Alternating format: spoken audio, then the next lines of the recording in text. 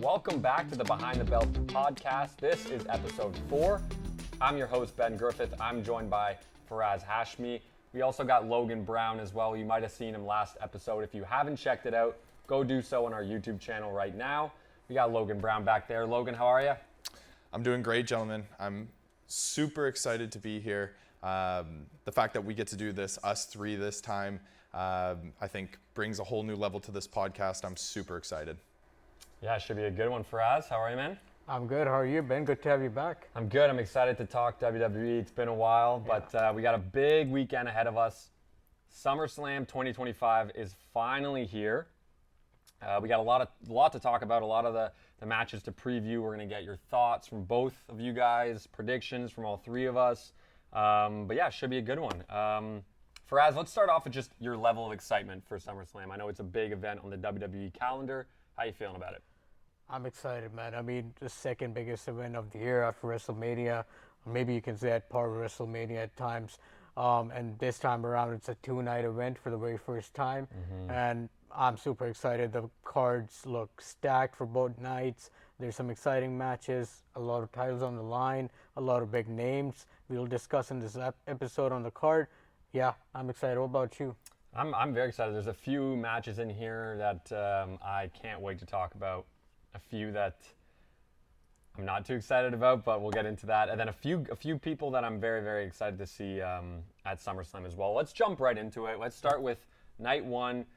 We're going to go through all the matches, some in more detail than others. Sami Zayn and Karrion Kross.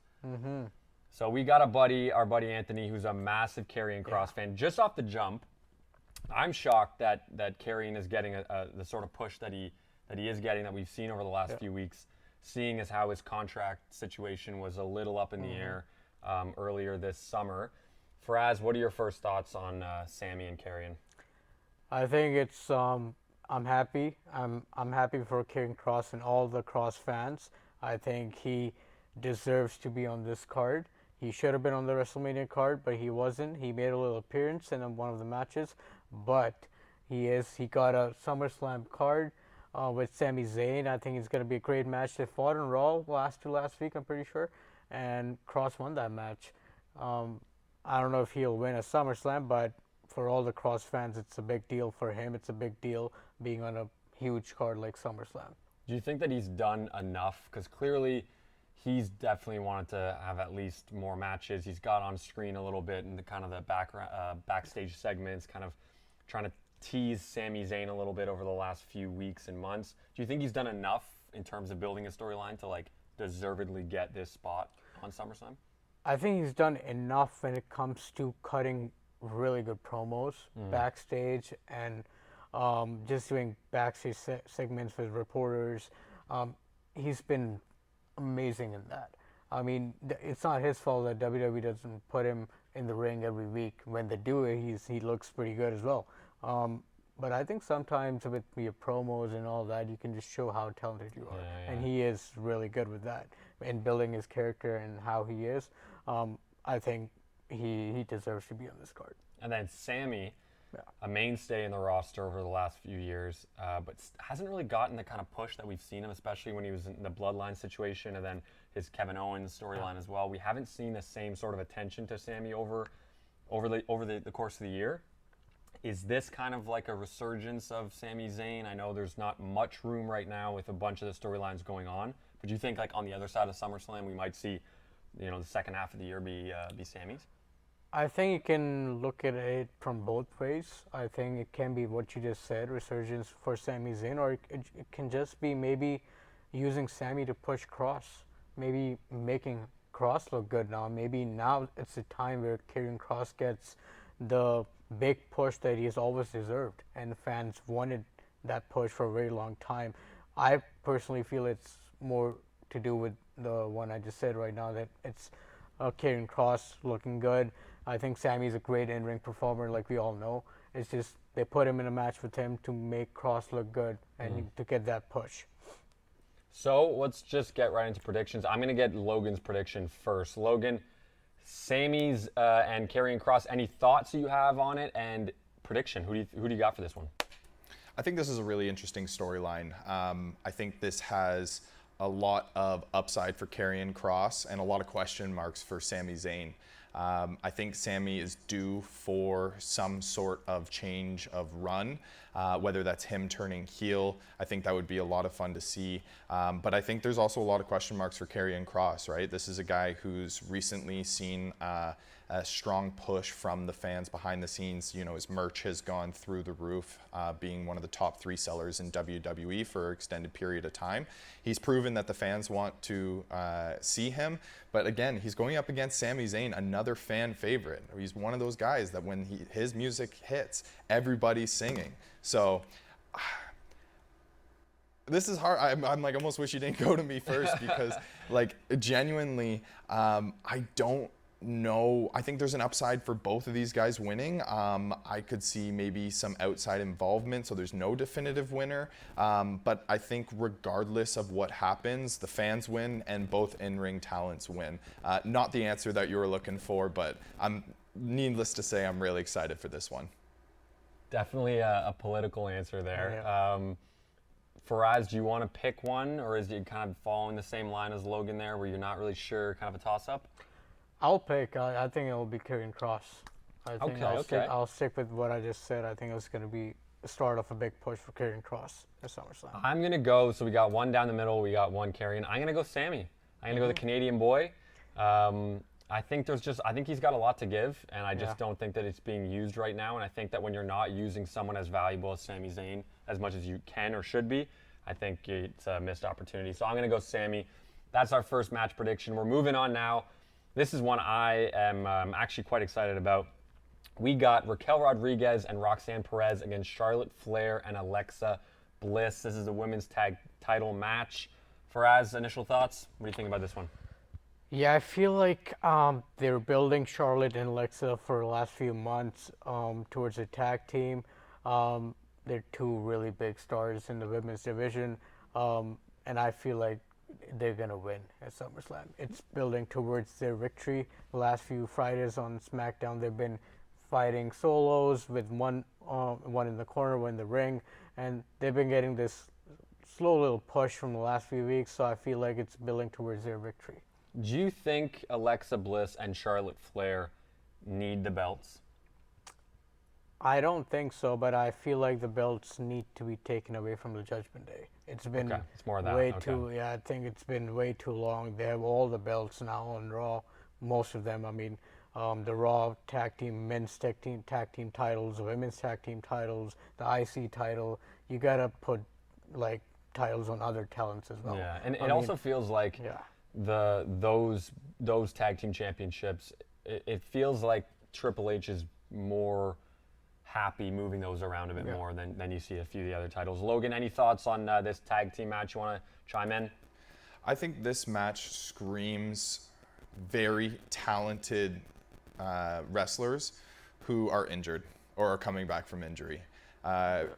Obviously, is no surprise that Charlotte Flair suffered a major injury that cost her a very extended period of her career within the last couple of years here. I think it was a year, 2 months-ish that she was out. And Alexa Bliss, not injury related, but she did have a kid, which put her out for an extended period of time as well. And I think a tag team match is the perfect opportunity to have 2 stars kind of split the match while they're still trying to really get back to being at that same level as everybody else is. I don't know, that's kind of my take. Overall as a match, I think it's really interesting having Charlotte Flair and Alexa Bliss in with the Judgment Day and Roxanne Perez and help me out. Raquel. I should know that. But overall, I think this is just a great match to have all of those names on the card, but maybe not necessarily a match that I was really chomping at the bit for, if you guys know what I mean. Yeah. So I'll go Faraz actually first. You got Raquel, Roxanne, Charlotte, Alexa. Do we want to pick a winner? I personally might have to go with Logan's first route from the first one, where I don't really see an obvious choice here, where I'm like, I kind of agree that those belts need a bit of a freshening up. I think the Judgment Day is kind of collecting a bit too much and have been for a bit too long. But at the same time, I don't feel like Flair and Bliss are like an end game type thing. I feel like if it moves on with them, it'll move on quickly with someone else. But so do you have? I think they're gonna win. I don't. I agree with you. Like they don't need the titles to be relevant. They're You big think- stars, yeah, but okay. I think they're building towards them winning at SummerSlam. It's been like they've been attacked for like last 2.5 months now. Yeah. And there's no point you build a tag team of Alexa Bliss and Charlotte Flair and put him at a SummerSlam card and they just lose. Yeah, So, I guess that's a good point. Okay, we'll move on now to a very interesting match. This is a bit contentious. My apologies. Randy Orton and Jelly Roll. Yeah, I said that. Randy Orton and Jelly Roll against Drew McIntyre and Logan Paul. There is some question whether Drew will be able to get to this match. Apparently, he's having some passport issues. We've seen The Miz on TikTok cut a promo trying to get himself into this match. But as of right now, no announcements have been made. So we've got Randy Orton Jelly against Drew and Logan. This one feels a bit weird. It feels a little bit weird. The Randy Orton Jelly Roll combination doesn't feel like it's on the same page. Jelly Roll and his reasoning to get involved doesn't. It seems like a bit of a stretch. Faraz, what do you like? What's going on here? We touched on it on the last episode as well. I mean, I don't think anybody is happy with this match. Really? It just feels so out of place. It's also wasting talents like Randy Orton. I mean, not like legends like Randy Orton and maybe future Hall of Famer like Drew McIntyre in a tag match like this just to add a celebrity to a SummerSlam card. You're wasting like 3 really good in-ring performers and future Hall of Famers in this match. I'm not happy with it at all. Logan, do you think that Jelly Roll's involvement, and I'll get your thoughts because I know that you have some thoughts on this to give out, but do you think Jelly Roll's involvement is just kind of like a celebrity add-in for him to come in and take the pin, not really ruin any sort of reputations from the other 3? I'm really not sure what Jelly Roll's involvement is here, other than the fact that it brings eyes. He's got an audience, he's got a very large audience that the WWE would love to capitalize on and kind of make their own. When it comes to actual in-ring performance, I don't know, man. Like, what are we doing here? What are we doing here? I know you said you want to get my thoughts, and I'll share my thoughts in a second, but yeah, I when it comes, again, to actual in-ring performance, I don't think Jelly Roll should be anywhere near a WWE ring. Maybe like a special guest referee or something, but I agree. I don't think he's got any business being in there. I know he's a huge wrestling fan. I know he's in and around the culture, but if you're not going to be able to perform, it just feels like they're throwing this match together to have Logan Paul on the card, to have Drew on the card, to have Randy on the card, and they don't know what to do with them. So, do you want to unleash your opinion here, Logan? I'll let you take the floor here, man. Absolutely. We touched upon it briefly last week in the podcast that Faraz and I did. If you haven't had a chance to check that one out, please do. It was a great time. But yeah, I think, and again, and I said it last week, and I'll say it again, I think this match screams an opportunity for somebody like, I don't know, maybe a guy like Joe Hendry. I said his name, and I really hope he appears. A guy like Joe Hendry to show up. I don't think, like I said, Jelly Roll has any business being around a WWE ring. And additionally to that, if Drew is having visa issues, then that's another opportunity. But I don't know if I necessarily buy Drew having visa issues. He was just in the USA to cut that promo with all of them. I think it was on one of the late night shows. That was in America, and that was not too long ago. That had Jelly Roll, that had Drew McIntyre, that had everybody that's going to be in this match show up. So the fact that some might not be able to show up to the match is not something that I necessarily believe. And again, leads into the fact that I think this match on paper screams somebody getting injured at the last moment, something falling through at the last moment, and them needing a name, and he appears. When it comes to the actual match and how it's going to unfold, if this match does end up happening the way that it is scheduled to do so, I think this match has 10 minutes, 15 minutes, but no more than that. This is an eyes match. This is a match to get people who aren't normally interested in the WWE or casually watch the WWE to tune in to a PLE and give WWE their money. There's nothing more than that. Well said, Logan. I should have known you were going to bring in Joe Hendry somehow there. Yeah, I think it's a weird one. I mean, personally, if I had to give my prediction, I'll probably go. I guess I don't know. Drew, Logan, JELLYROLL gets the pin. Gets pinned. I'm not really sure. What do you think for us? Yeah, I'm not sure about this match, man. I mean, I feel like Randy's gonna carry most of this match from their team, and then JELLYROLL is just gonna be there, hit some little slams, and there's maybe I don't know who's gonna win. To be honest with you, I hope I agree with you. I hope JELLYROLL takes a pin and Drew and Logan win, but it's just like a bad look for Randy as well. Then, so I'm not sure. I don't want to discuss this match. Yeah, let's just move on because I'm actually super excited about the next match. I think this is going to be a really, really good match, and just for the whole storyline of the women's division, I think this is massive. Tiffany Stratton defending her championship against Jade Cargill. So I'll just jump in with my quick thoughts here. At first, I'm a huge Tiffany Stratton fan. I think she's done a really good job. I think she's really built herself up. But with that being said, I think it's time. I think she's built herself to a point where she doesn't need the belt anymore. I think it's time to move it on to Jade Cargill. I'm going to give my prediction right off the bat. I'm saying Jade takes this one, and we've got a new era in the women's division with her having the belt and carrying it for the foreseeable future. I completely agree with you. I think that's what's going to happen as well. I think when WWE brought Jade Cargill from AEW, they just literally hinted that she's going to be the next big thing in the women's division, but straight away it didn't really work out, and then she didn't really get over with the fans straight away.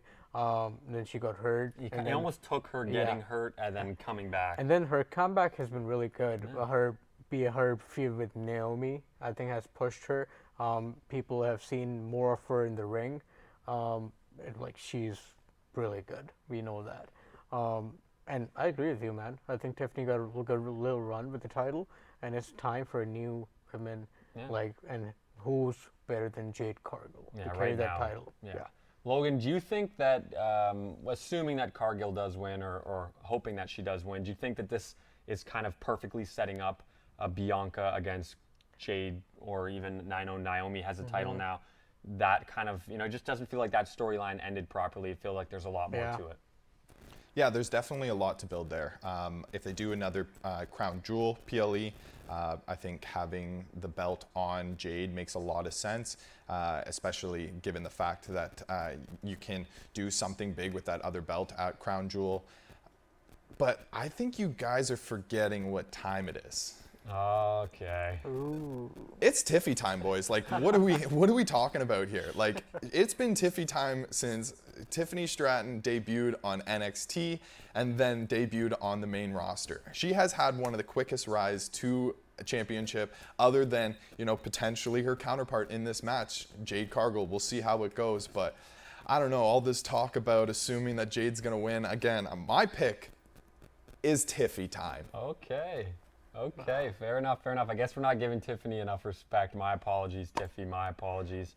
Do we want to move on to the next match? I'm very excited about this one. Yeah.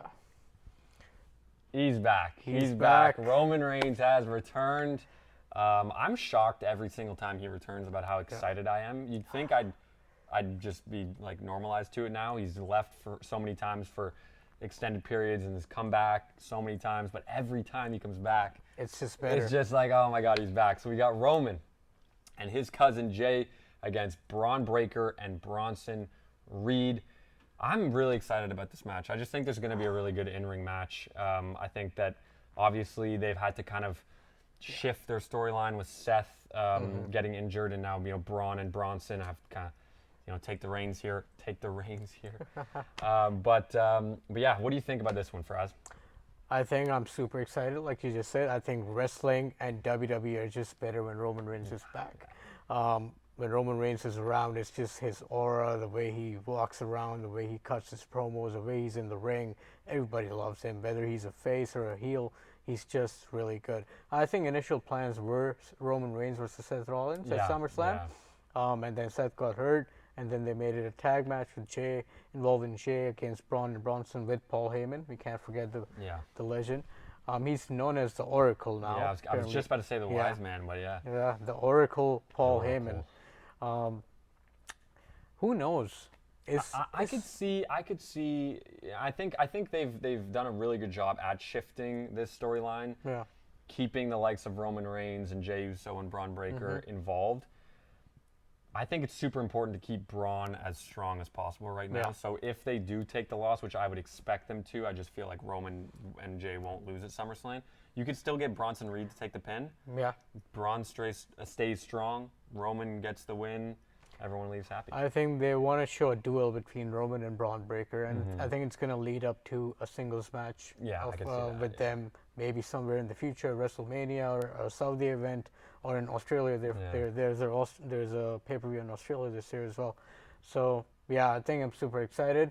Roman Reigns is back. Jay's a crowd favorite like always, yeeting his way through the crowd. And then, Braun Breaker. So who do you have winning this one? Like you said, I think Roman and Jey will take the win, but it's not going to end. The feud's not going to end there. Yeah, I think Bronson will this is take. just the beginning. Yeah, Bronson will take the pin most likely, but it's going to build towards Braun Breaker, and Roman Reigns. Logan, who do you have for this one? I think when you look at who's in this match, in Roman Reigns and Jey Uso against Braun Breaker and Bronson Reed, what better way to put over and build a superstar that we know that the UFC, that the WWE is looking to build than defeating Roman Reigns, one of the best champions in WWE history, and one of the newer found fame and great champions in Jey Uso. I just think this has Bronson Reed and Braun Breaker winning all over it. I get that it's probably not a great look for Roman Reigns to come back, and especially at SummerSlam, and lose. But at the same time, when you are building that next generation of talent, when I look at this match, I think of what better way to build a talent and really skyrocket a talent than to get a win over a guy like Roman Reigns and Jey Uso. I actually really appreciate that different perspective. I didn't really think that from that angle, and I would agree, actually. Yeah, I think that there's no better. Obviously, they're investing in Braun Breaker. Obviously, they want him to be the next top guy, and what better way to do it? So I could definitely see that happening as well. The next match and the final match on the card for night one, we got Gunther, the champion, defending his World Heavyweight title against CM Punk. This is going to be a good one too, actually. I'm very excited. Again, a bit of a shift in storyline with Seth getting injured. Punk now stepping into this conversation with Gunther. Personally, I want to see the title change hands. I'm a little tired of seeing Gunther with it. I think that he's a great champion, and I think he's a great wrestler, and I think that he's one of the top people in the company. But I just want to see CM Punk with some hardware. I want to see him with the belt. I want to see him with the championship. I think as well this could set up a really interesting storyline with Seth coming back. Yeah. I know, no one really knows if it's a work or if it's real. I think it's real, but in the off chance that it is a work, imagine CM Punk wins with his new title, and Seth comes in to cash in, and all hell breaks loose. So I'm very excited. If I had to predict right off the bat, I would say CM Punk takes this, just to mix it up, freshen it up a little bit. But where are you at, Faraz? I completely agree with you again. I think CM Punk deserves to win the title now. I think since his return to WWE in 2023, he hasn't won the title yet. He fought John Cena a couple of months ago in Night of Champions, but he lost. But this time around, he got this opportunity for the World Heavyweight title. And I think, like you said, Gunther has been a champion before, then Jay won, and then Gunther took it away from Jay again. So Gunther has had the title twice now, and he has had one really long run and another decent run this one. So I think CM Punk should deserve, and he deserves it as well. I think him winning the title would make everybody happy. Yeah, for sure. I think that's the best option in my opinion. Logan, do you think that this is kind of a good building point for new storylines heading into WrestleMania. I mean, you have to assume CM Punk is going to be involved come Mania next year. Do you think that this is kind of where maybe his storyline into that starts? I could definitely see this being the title that CM Punk gets and does have a decent run at. I don't see him doing that with the WWE Universal Champion or whatever one they're calling it right now. But overall, I can't get past this thought that I keep having of what better storyline would it be for CM Punk to win? Seth Rollins comes out, completely baffles the world, fools us all, but is still injured, cashes in, wins against CM Punk, and then what way for us to hate Seth Rollins more than to him have a belt and just do nothing with it? And what I mean by that is he's got two enforcers that will come to his aid at any moment. And what if we get a run where Seth just does nothing with the belt? Anytime he's forced to have a match, they just come out, it's a disqualification, and we just see that time and time again. I think there's an opportunity to turn something that may have been a negative into a really, really interesting storyline. Who better than to catch in on CM Punk and then just do nothing with that belt? The belt that Seth Rollins built and brought to the level that it's at today, and then he just totally rips it down and does nothing with it and is basically like, so what? What are you guys going to do about it? I got A and B behind me. Anytime that there's a match, they're going to be involved. You're not going to win. End of story. I don't know. What do you guys think? It's interesting. It is really interesting. Book him. Where WWE hire this guy? That's so good. That is so amazing. good. That's such a layered storyline. Like that's so good, Logan. I would back that 100%. I think the fact that it's his belt, one that he built, for him to just like completely turn, become a heel, and just look. I've got an army around me. Like try and get to me. Like because it's realistic too. No one would be able to. So that's fantastic. I really like that.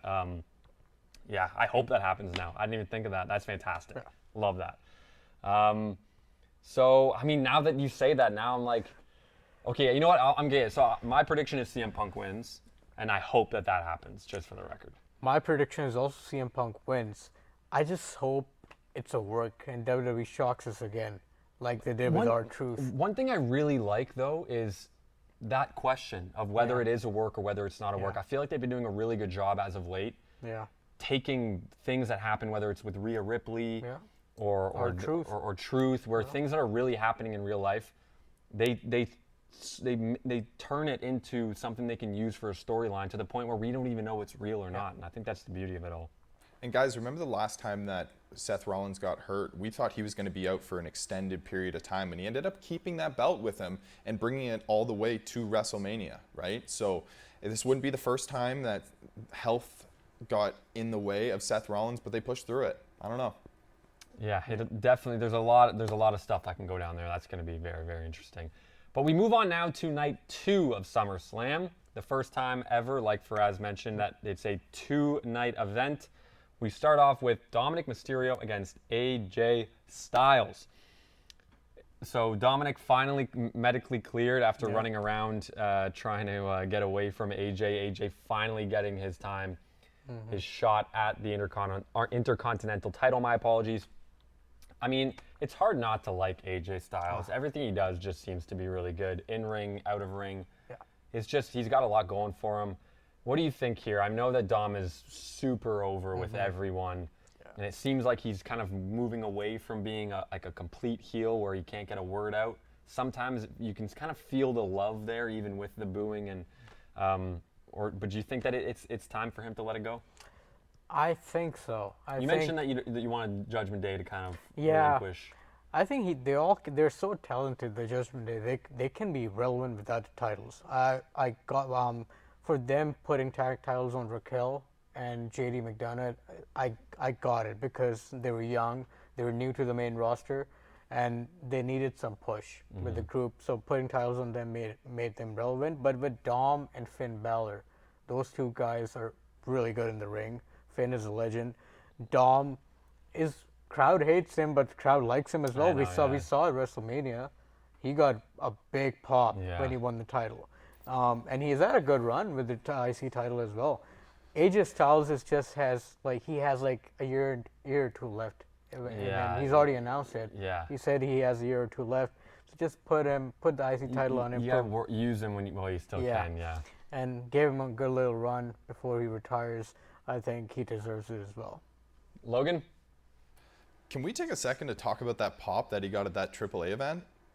Oh my God! Right? Yeah. Yes. Oh, Oh yeah. my God! Yes. I Like saw he that. comes out fully like everything, Hoodie ski up, mask, yeah. Oh, yeah. hoodie, the whole nine. And when he rips that off, I saw a photo. I don't know if I sent it to you guys, but you can see the goosebumps on his arm. Yeah, it was crazy. Like, I don't think outside of the WWE, and when I mean outside of the WWE, I mean like outside of their Raw and SmackDown shows, I don't think there's another talent that transcends across all these other platforms, like an NXT, like a AAA, like a TNA, again, not WWE, but partnered with WWE. Anytime he shows up, the place goes nuts, regardless of his position, his character within WWE right now. After seeing that, it really made me think about Dominic Mysterio in a different light, in the way that he's transcended and how big he actually is within WWE. It is astonishing to me, and I think we are watching greatness right now that I don't know if we realize. That may be a take, that may be something. It's just, after seeing that and after seeing that pop, the way that he works, the amount that he works, and the way that he knows this business makes me think that we're watching something great. I don't know. What do you guys think? A little off topic, but No. it's just something I couldn't stop thinking of after watching that. No, I agree. I think there's something there that's just been building slowly and slowly, and I think that at some point they're gonna have to go for it. They're gonna have to really push him to be one of the top guys and put one of the top belts on him. Logan, I want to throw it back to you with a question, actually. Do you think that, seeing as how the timing of all the other storylines have been going down as of late and kind of will continue to go down over the next year or so, do you think that it's just a matter of him being unlucky with the current scene in WWE? Do you think that if it was a different year with a bit more space, that he would get that push right now? I think they're still in the process of building Dominic. I think they've done a great job with the stories to get him to this point. I do feel like the story that they're running with him is starting to feel a little redundant. We're just seeing the same thing that happened between him and Liv, and him and Rhea happen now with him and Liv, and him and Roxanne Perez. It's WWE. We're probably going to get a swerve there. It's probably not going to be the exact same thing. I think we are on the cusp of something changing, because again, he's been doing the same thing for what, 3-4 years now, and he's due for a change. I think he plays the character that he's playing right now perfectly. I don't think he's ever going to be a pure baby face like he is, like his father, like a John Cena, like a Cody Rhodes. But he doesn't need to be. He can kind of still play that middle ground, kind of like what Rhea Ripley's doing, where she can kind of walk that line between heel and baby face, but always still get that pop that she deserves.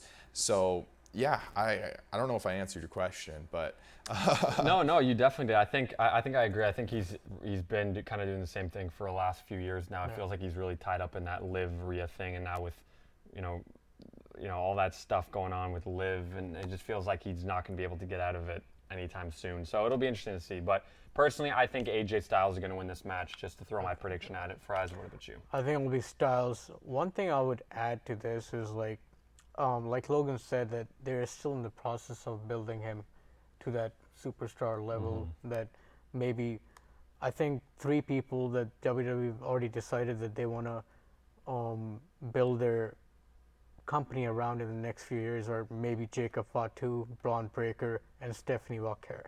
I think they're also building Dominic to go on that level.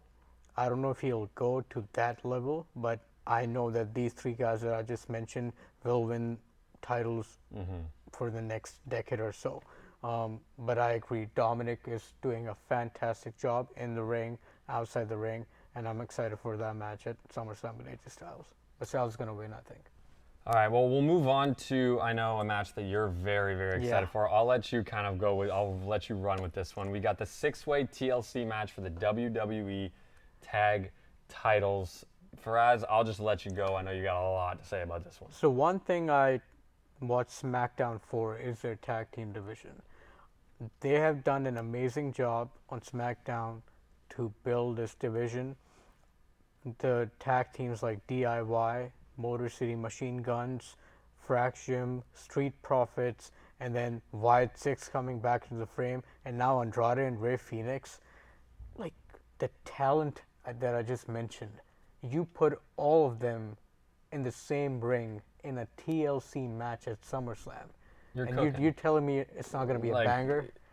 This, I think, is maybe probably the favorite match of the night to get, or the favorite to get match of the night. I just think there's so much that can happen. I think they were trying to, a lot of people were not happy when this match was not a Money in the Bank card because people thought it would be. Yeah, I remember that. And it didn't happen.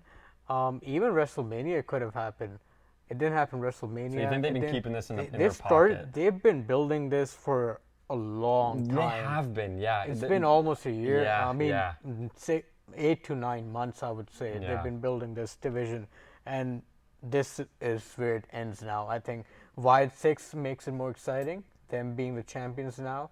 And Street Profits, the Street Profits, and Fraction, and then Andrade and Rey Fenix, a tag team now. It's just a lot of talent. Can you even begin to pick who? It's hard to who pick. You think is gonna, I mean, I know who I'd want to win. I'm a huge Street Profits fan. I think that they've been doing really well over the last few years. So I think that this would be like a monumental win for them. I think they were the champs before this. Yeah. I feel like Wyatt Six will retain because they just won maybe a month ago. So I think they'll retain, but it'll be a sick card. Sick match. Logan, what do you think about this one? I know it's a tough pick, but if you had to give your prediction, what are you thinking? I'm really not too sure. I think, honestly, the winners of this match are the fans. That's such a cliche thing to say. But the last time that a majority of these groups were involved in a match like this, in that ladder match, it was arguably one of the best ladder matches that I've ever seen and made me care a lot more about the SmackDown Tag Team division. And I think this match is going to do what that ladder match did last time, but tenfold. So I'm really excited for it. I think personally, I think me and Faraz share different opinions on this. I've been kind of out on the SmackDown Tag Team division. I think it's going better now, but it's progressing really slowly. And I think with the addition of this match to SummerSlam, I think it's going to make people care about the SmackDown Tag Team division a lot more. That's a great point. I think, like you said, the winners are the fans, and as much as it's a cliche, it is true. I think when you look at like what we just talked about earlier with the Logan Paul Jelly Roll match, you got matches that are just like, ugh. But then you got matches that even if you don't know who's gonna win, or even if you don't know who you want to win, you just know that you're in for a great match. That's a great problem to have. Next up, we've got another great match that I know, Faraz, you're super excited about. The steel cage match for the U.S. title between Solo Sikoa and Jacob Fatu. Faraz, initial thoughts? What are you thinking? I'm a big Jacob Fatu fan, man. Who isn't? He is so good. Promos in the ring. Even Solo. Solo's gotten a lot better. Solo's grown on me quite a bit. Putting on some great work. His promos. This is his first title, by the way, in the main roster. So I don't know, he might retain, but one thing I'm really excited about, and I think it's going to happen, is Jacob's going to get some help. And it might be some new faces, some returns. He had Jimmy. Jimmy's been helping him for the last month. But they got a big family, so a lot of options to bring in the fold. So do you have a prediction? I know it's kind of a bit of a toss-up. I think if I had to give mine, I think I'd probably lean to I think I'd lean to Jacob Fatu. I think Solo's going to retain. I think someone's gonna retain. But there's going to be a brawl after the match or something, and then we might see the main highlight might be some two new guys, or Just maybe more Tama additions, yeah. returning and Zilla Fatu making his debut and joining Jacob and building towards a 4v4 match in the near future. Yeah, it'll be interesting. That's a great one. I love a good steel cage match as well, so that should be super fun. Logan, do you have a quick prediction for the Solo and Fatu? Yeah, I think Solo's going to take it. I think there's going to be a moment where, it looks like Fatu's going to win, whether it's open the cage. I'm calling it right now. This is going to be the moment. Fatu's going to climb to the top of the cage. He's going to look like he's about to climb out, and instead he hits that insane moonsault from the top of the cage and probably injures himself and is probably out for like 6 months. But yeah, I think Solo wins. But again, this is going to be an absolute barn burner. All right, well, moving on now to the Women's Intercontinental title. First of all, I love that there's more belts for the women's side now. yeah. Just more matches, more entertainment. I love that. Becky Lynch against Lyra Valkyria.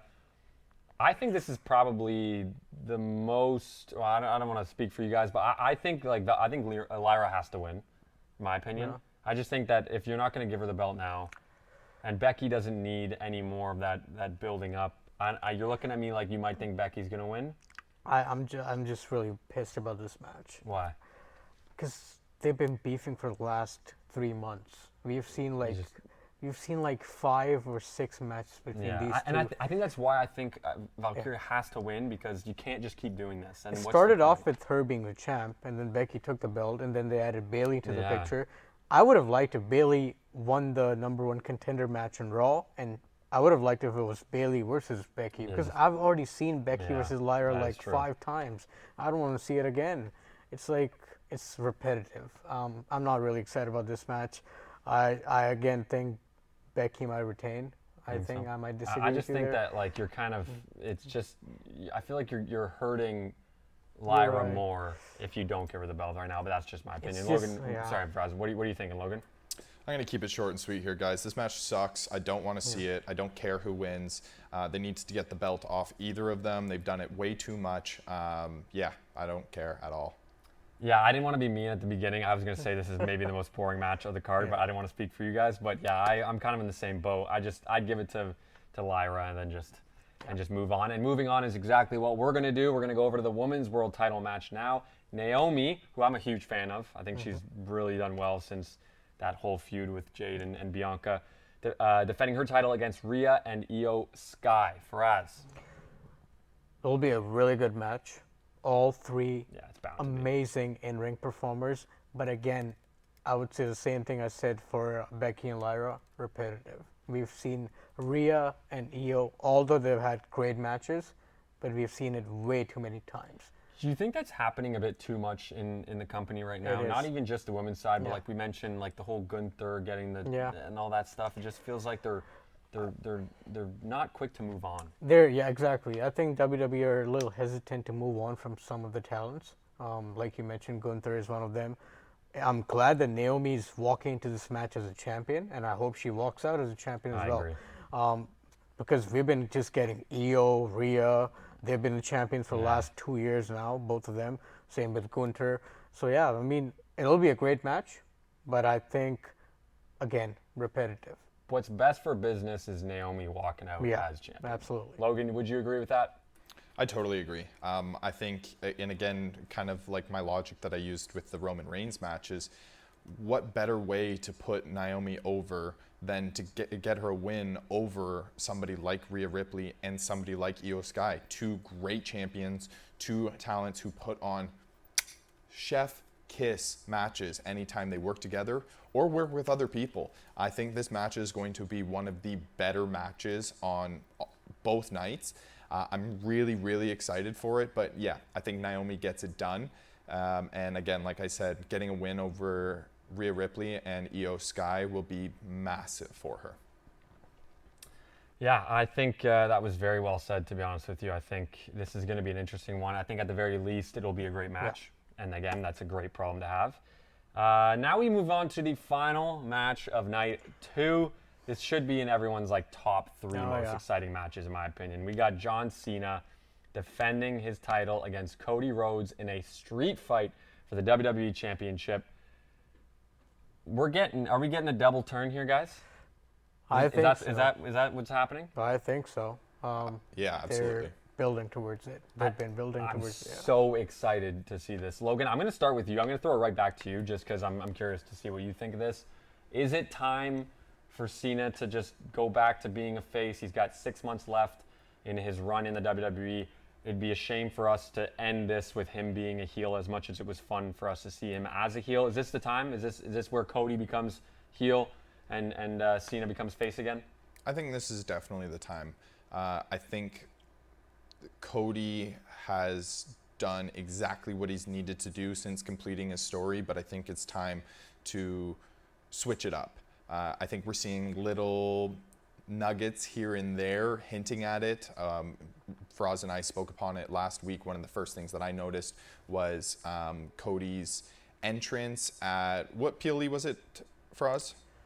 At Night of Champions? Night of Champions. It was either Night of Champions or Saturday Night Main Event, where he had that kind of very dark background where it wasn't what his normal kind of graphic is walking in. So we saw that. We saw him with the watch that The Rock gave him. We saw him with the glasses that I think we mentioned earlier. Overall, it's time.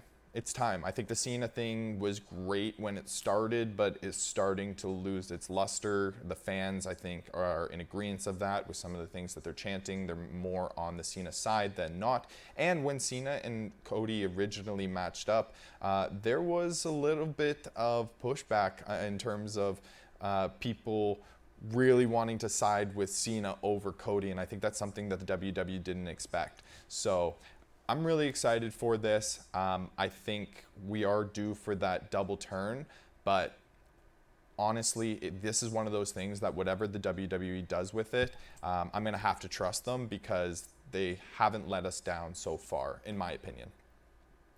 Yeah, I think that's true. I think, and we'll touch before we end on the new Netflix show WWE Unreal, because I know Logan and I have watched it. Faraz is going to start it tonight, but yeah, just the trust that you got to have in the creative team. They haven't let us down in recent times. So I completely agree with that. I think that all of this just didn't start as strongly as I would have liked it to. I think with the Cena heel turn, and first it was selling his soul to The Rock, and then it was The Rock not getting involved at WrestleMania, and then it was this ruining wrestling agenda that he had, and just felt like there was a bit of an inconsistency there when it came to why Cena was doing all this.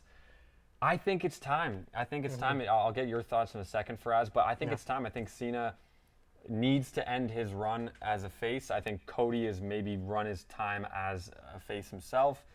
I think it'd be interesting to see what Rhodes can do as a heel. And then also one thing is Cena's never won the Intercontinental Championship. Winning it, I believe, that's what my research has said. He's never been the IC champion in his career, and winning that belt would make him a Grand Slam champion. He's on a Grand Slam champion then. And it coincides with the idea of him and AJ Styles facing off in the last 6 months as well, which I think everyone would see. Obviously, that famous Summer Slam match from back in the day. So I think WWE has that match as second greatest SummerSlam match of all time. What was first?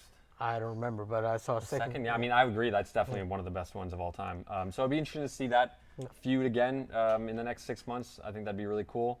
But Faraz, what are you thinking, man? I think I agree with what both of you just said. I mean, something big's gonna happen.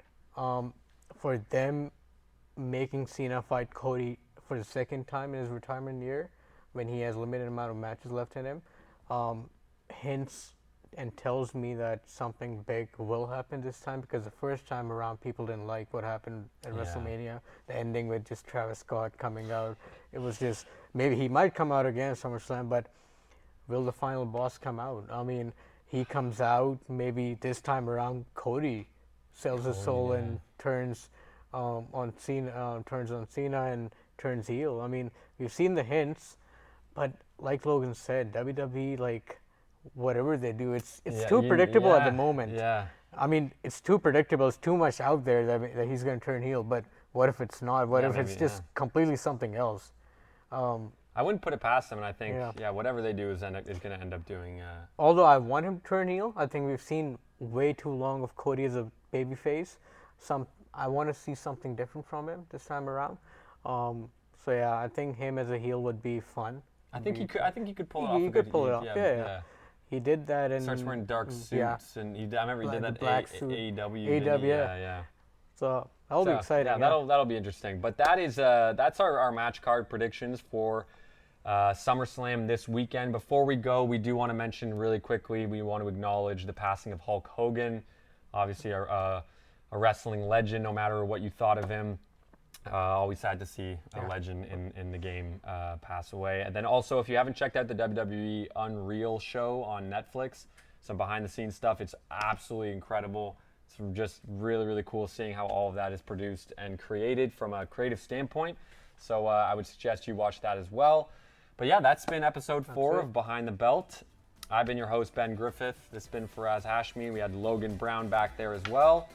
But yeah, until next time, and yeah, enjoy yourself. See you, everybody. Goodbye.